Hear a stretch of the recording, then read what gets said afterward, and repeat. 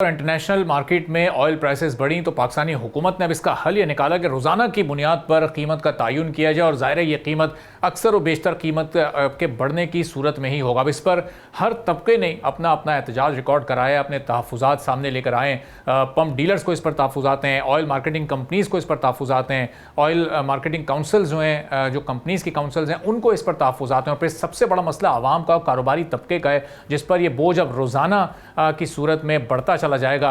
अब इस पर बिजनेस कम्युनिटी का क्या रिएक्शन है ये भी हम जान लेते हैं। जुबैर मोतीवाला साहब साबिक CEO हैं trade development authority of Pakistan के, मारूफ बिजनेसमैन हैं, हमारे साथ मौजूद हैं। जुबैर साहब बहुत शुक्रिया प्रोग्राम के लिए, आपने वक्त निकाला। अब ये हुकूमत ने जब से ऐलान किया है रोज़ाना पेट्रोल बढ़ने का, उसके बाद हम देख रहे हैं रोज़ाना की बुनियाद पर मुज़ाकरात, कभी पंप एसोसिएशन से, कभी डीलर एसोसिएशन से, कभी ऑयल मार्केटिंग कंपनीज से। तो ये किस तरह का फैसला है? ना पहले किसी को एतमाद में लिया और पूरा का पूरा बोझ आवाम पर और कारोबारी तबके पर डाल दिया। क्या रिएक्शन है आपका?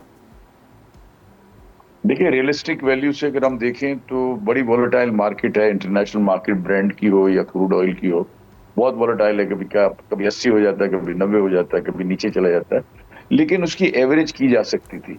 हम बिजनेस कम्युनिटी हमेशा ये कहती है, इस बात पे नहीं, हर एक पॉलिसीज के अंदर एक कंसिस्टेंसी पॉलिसी के अंदर चाहिए। आप you can't change overnight and you can't have even 15 days के अंदर भी जो है ना उसको उधर आप एवरेज आउट करके आप 15 दिन के बाद ले लें। उसके अंदर तो कोई फर्क नहीं पड़ता। अगर आज मैंने 70 का लिया, फिर 80 का लूंगा, फिर अगर मैं 90 का लूंगा, फिर अगर 60 का लूंगा, तो उसकी एवरेज आउट करके आप उसका अपना अपना जो पूरा है वो जितना आपने ऑयल खरीदा है उसकी आप कीमत वसूल कर लें।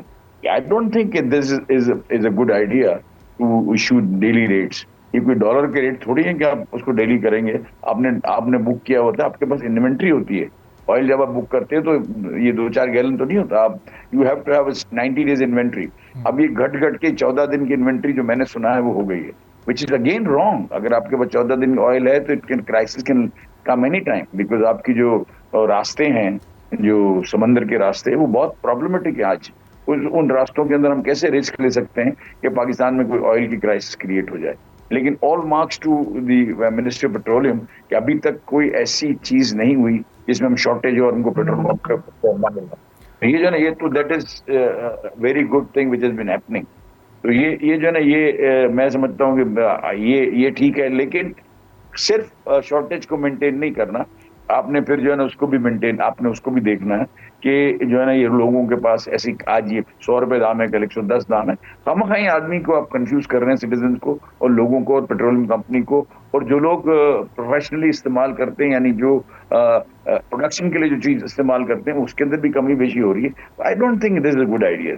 तो जुबैर साहब, ये जिसमें ज़ाहिर जितने भी स्टेक होल्डर्स हैं, चाहे वो बिज़नेस कम्युनिटी हो या पब्लिक हो या एसोसिएशंस हो, मुख्तलिफ जो कंसर्न एसोसिएशंस हैं, उनके पास सोल्यूशंस मौजूद हैं, लेकिन हुकूमत मानने के लिए, कन्विंस होने के लिए इस वक्त ऐसा लग रहा है तैयार दिखाई नहीं देती। तो ये जो डिस्कशंस अब इस फैसले के बाद हो रही हैं, रोज़ाना मीटिंग्स और स्ट्राइक्स और इस तरह के इकदाम, क्या ये पहले इन मसाइल का हल निकलना चाहिए था और फिर उसके बाद इस डिसीजन को अनाउंस होना चाहिए था? देखिए, ये तो नेचुरल बात है कि जब भी आपको ऐसा बड़ा ड्रास्टिक, ये तो बड़ा चेंज है ना जी। पहले आप 15 दिन के अंदर, पहले 1 महीने में होता था, फिर 15 दिन हो गया, फिर 8 दिन हो गया, फिर अब आप रोजाना की बुनियाद पर अगर उससे फायदा क्या होगा? मैं तो समझता हूँ कि कंफ्यूजन क्रिएट करने के अलावा क्या फायदा हो जाएगा।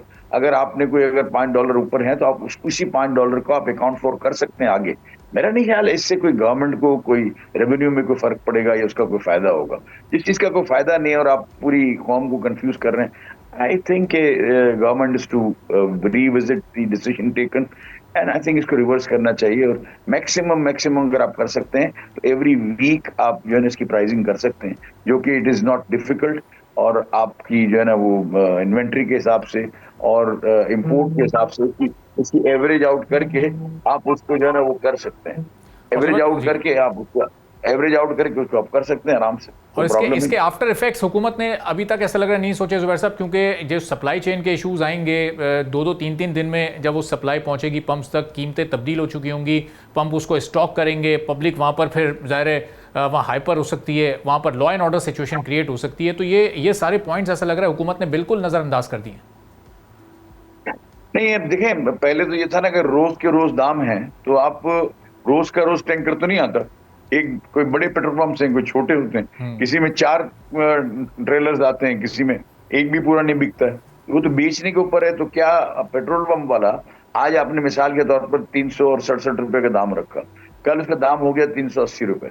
अब वो जिसके पास पड़ा हुआ है वो 380 में बेचेगा तो उसकी इन्वेंट्री तो शो करेगा ना कि मेरे पास इतना था। तो कितने कागजात बनेंगे, कितनी चीजें होंगी कि भाई मैंने जो खरीदा था उसमें से जो है ना ये मेरे पास जो है ना 4000 लीटर पड़ा हुआ है और 4000 लीटर मेरा पुराने दाम का है, इसके बाद जो है वो नए दाम का है, तो मैंने इसकी एवरेज आउट की है।